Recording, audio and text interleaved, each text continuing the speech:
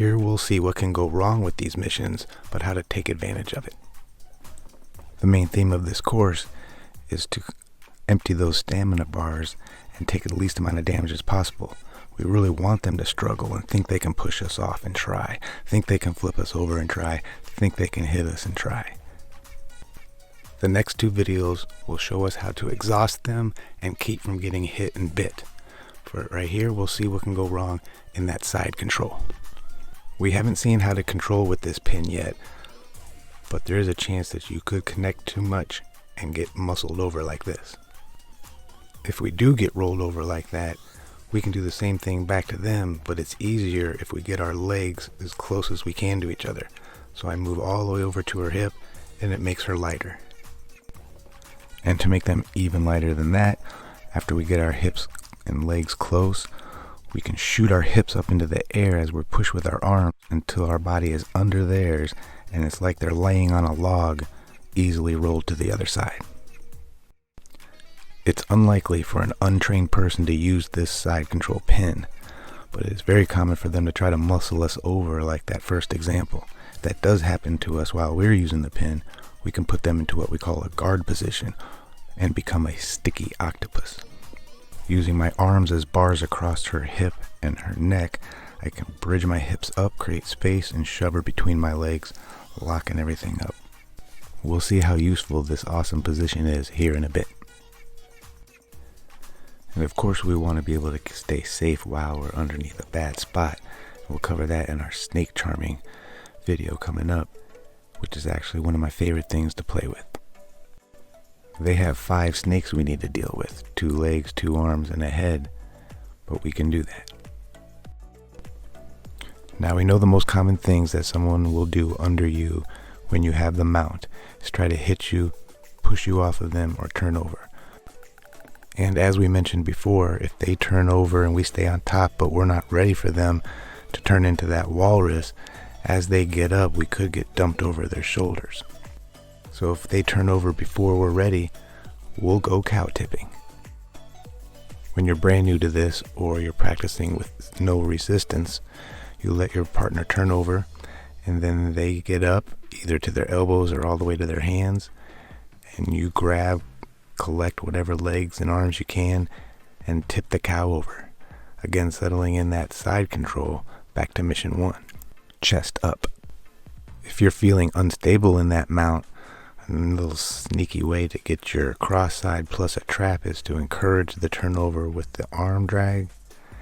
Stay with them, be ready to jump off on time. And this is where we go and collect everything. I'm going to show you a different angle here in a second. But we would use those legs to push, our chest is on their side, and then we collect whatever we can grab.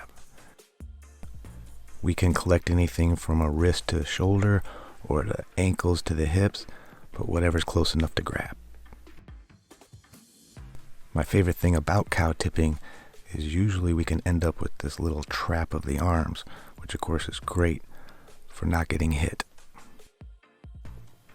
Whenever you're practicing with no resistance, it's a good idea to run through different arm positions and traps like these. It is common for people to try to turn away from you or towards you and get to their stomach to get up strong when they're in your side control too. So this is another great opportunity to go cow tipping. Now we could lose that whole battle for the takedown and end up with them mounted on top of us. Here are 2 ways to escape, and of course we'll show how to practice without resistance first. In the next video, the skill building activities, we'll cover how to battle for these wrists. But for right now, we're just going to collect them both, hold tight, and then lay our leg directly on theirs. Being as heavy as we can once the leg is on there, we'll roll like a log with their arm and leg trapped. We can also grab just one of their wrists with both of our hands and bridge as high as we can. That means lifting our hips as high as possible until they tip over.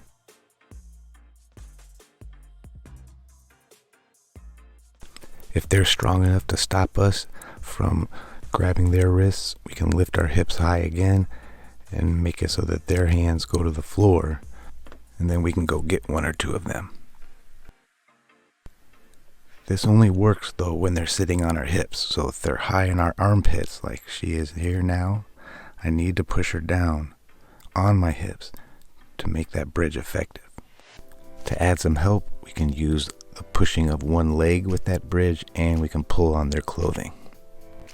I can't wait till you see how to use this to not get hit, but that's in the snake charming video coming up. When we're new to this, it's common for the person on top's leg to get trapped even without any technique being used. When that happens, we just want to turn into that sticky octopus again. They should feel like there are 8 tentacles completely wrapped around them, feeling like they have to peel you off.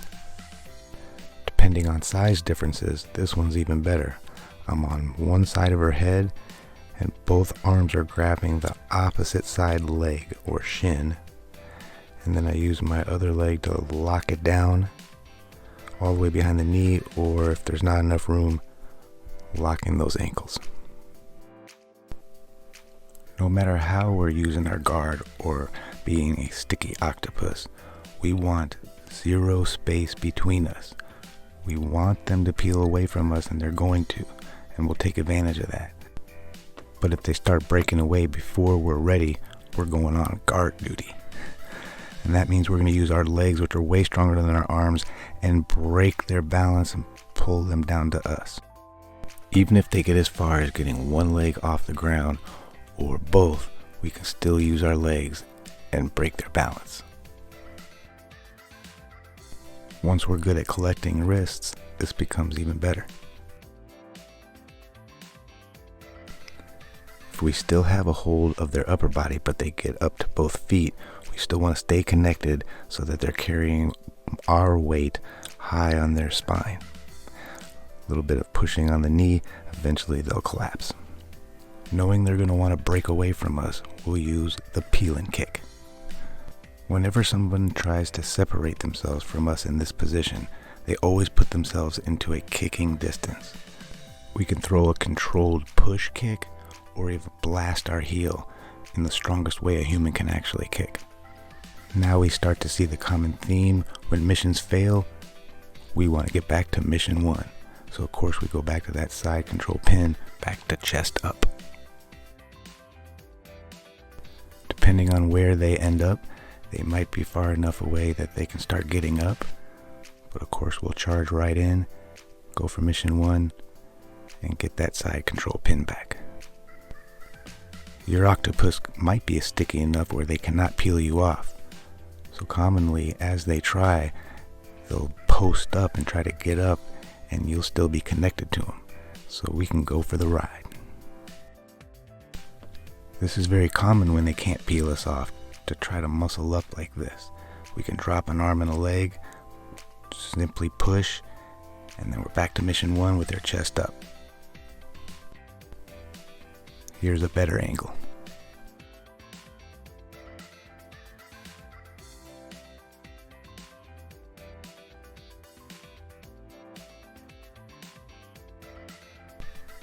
When using that awesome guard where you're on one side of their head and latching onto your shin, it's very hard for them to peel away, and it is more common for them to sit up.